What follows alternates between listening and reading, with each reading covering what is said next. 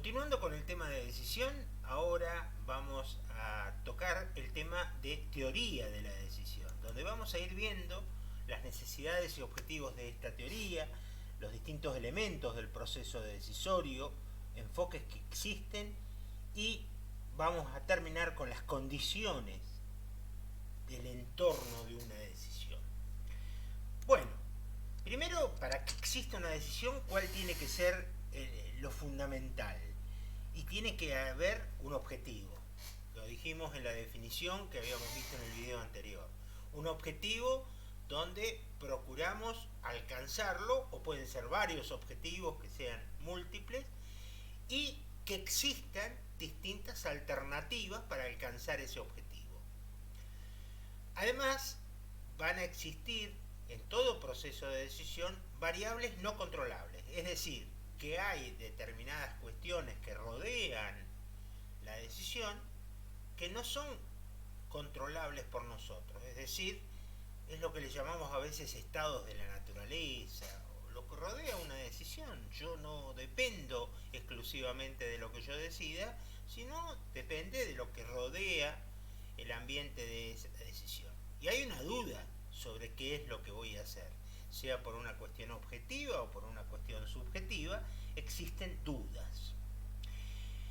Es decir, que los elementos que tiene una decisión son objetivo. ¿Se acuerdan de que para fijar los objetivos teníamos una palabrita mágica? Bueno, también voy a tener datos e información sobre ese objetivo a cumplir. Voy a tener distintas alternativas, distintos caminos para poder hacer, y voy a tener restricciones o limitaciones a poder cumplir ese objetivo. Si no hay límites, no hay problema.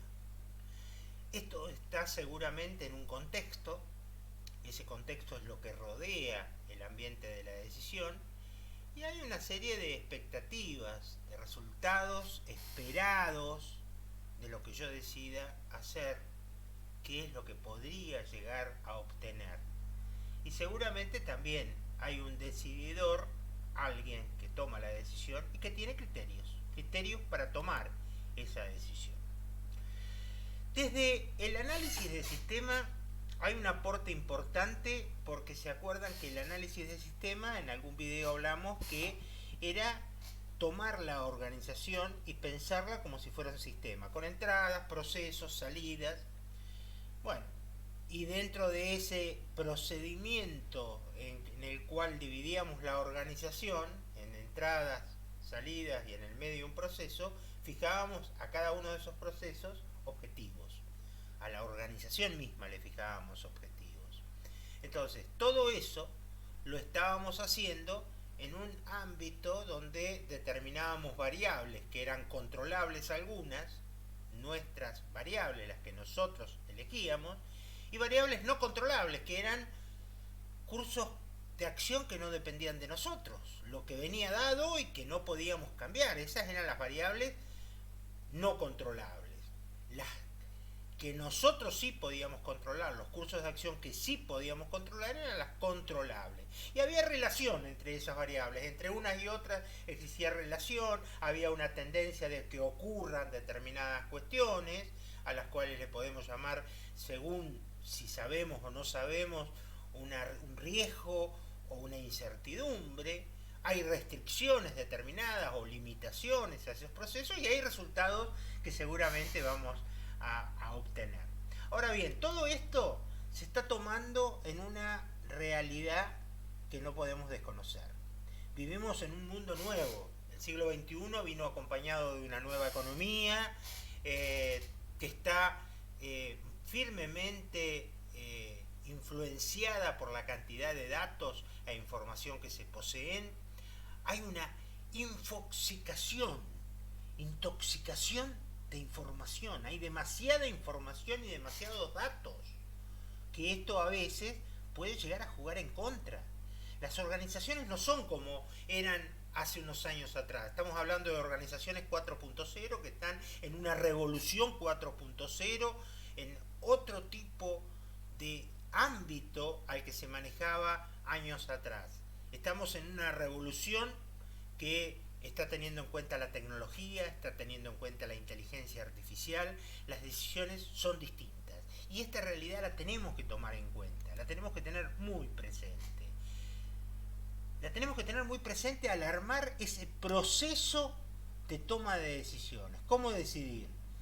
Si el proceso básico es el mismo, voy a tener un problema, definir el problema, además de definir el problema, lo que voy a estar es analizándolo, evaluar las alternativas, elegir la mejor alternativa, tomar la decisión.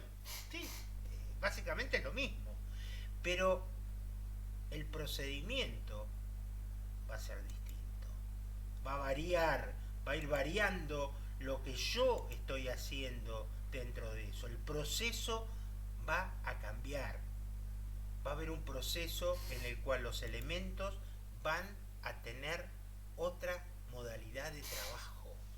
Si bien hay un proceso racional de toma de decisión, donde lo básico está, hay un problema, hay soluciones y criterios, como lo habíamos dicho en algún video anterior, hay una evaluación, hay una predicción, o sea, si hago esto va a suceder tal cosa, si hago esto otro va a suceder tal otra.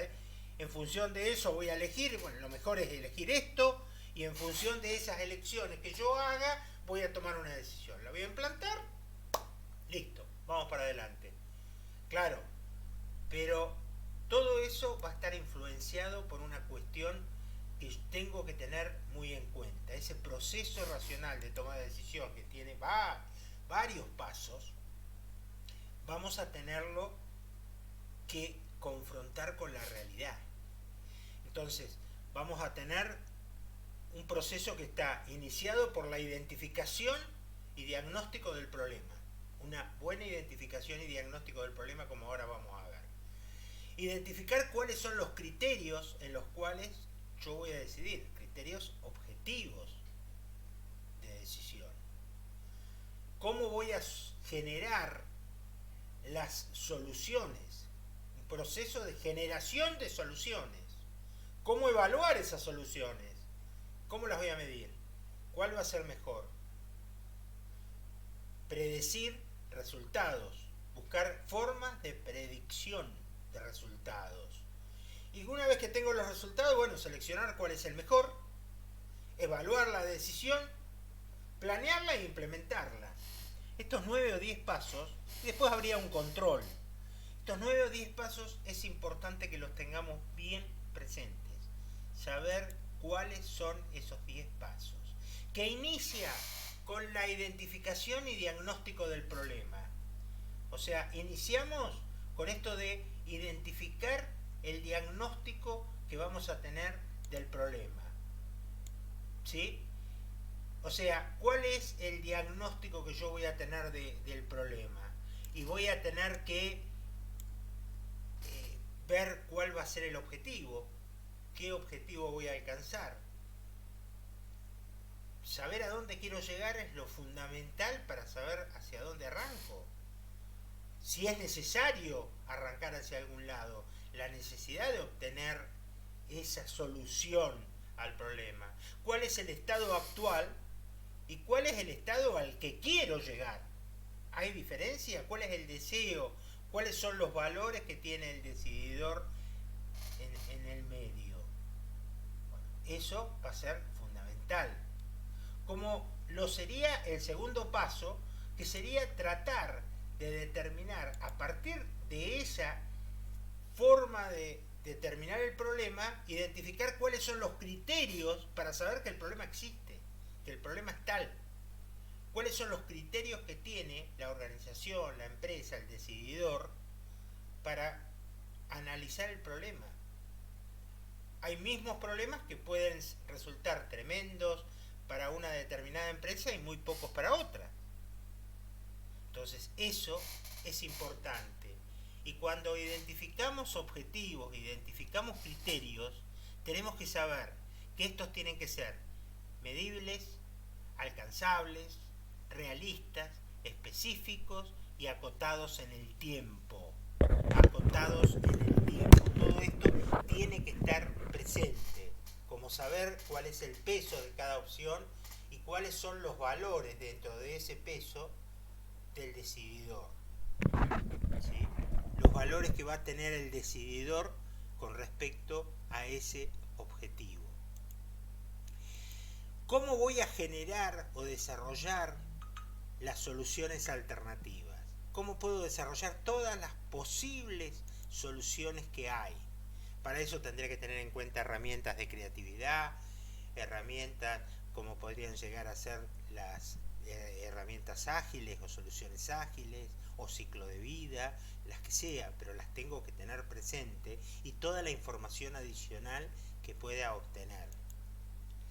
También tendré que evaluar esas alternativas para lo que deberé darle un valor a cada una de esas alternativas, un peso, tratar de comparar, ver las consecuencias de tomar una decisión o las consecuencias de no tomarla.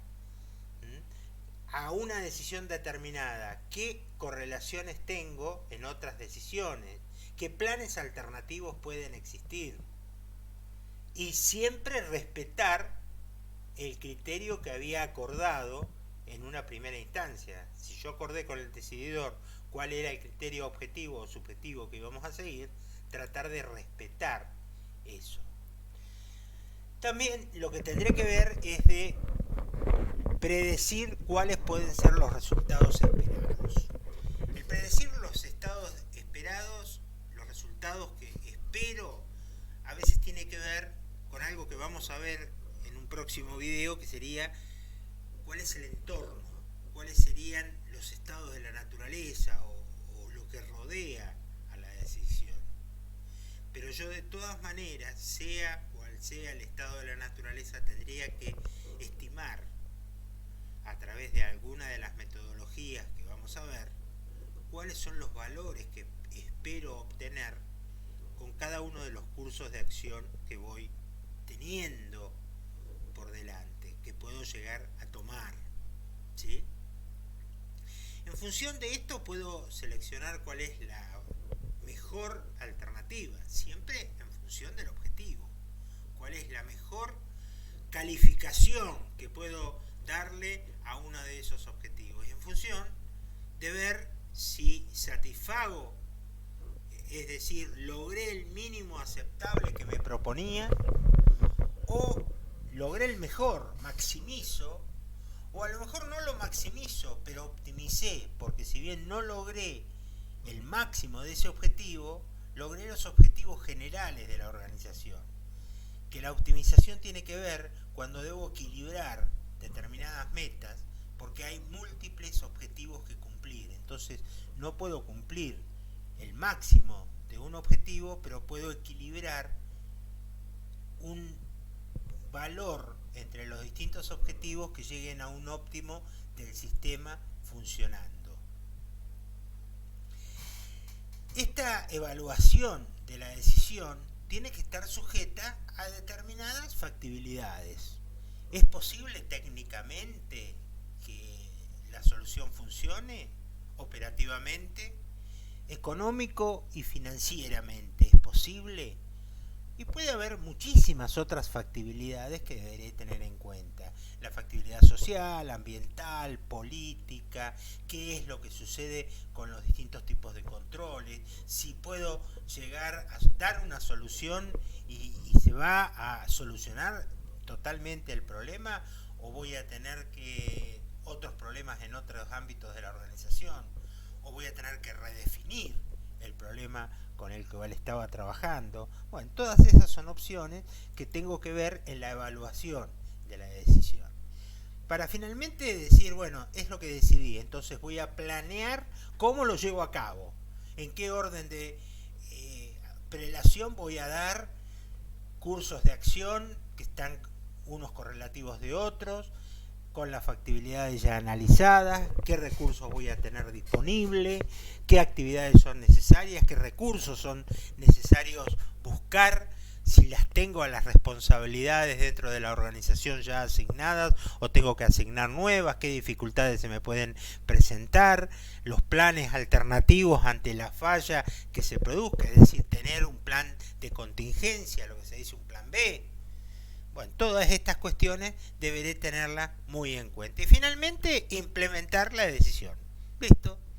la llevo adelante, pero puede ser que la implementación sea más compleja, porque a lo mejor hay varias implementaciones que son conjuntas, que no comprende todo el problema, hay que capacitar al personal que va a participar en la decisión, a veces a todos los decididores que estén realmente convencidos, que haya una implementación adecuada, pautada, quién va a ser responsable de cada una de las cuestiones que se van dando, cómo voy solucionando las distintas dificultades. Y con esto arribé ya a un problema, o sea, ya tomé la decisión, piano piano. Puede haber otras cuestiones. Este es el proceso racional de toma de decisiones y todas las etapas, que es clarísimo que lo tengo que tener muy presente. Pero ¿qué otras cuestiones deberé tener en cuenta en una decisión? Ya vi las etapas del proceso, pero ¿en qué entorno estoy tomando las decisiones? Bueno, eso lo vamos a ver en un próximo video.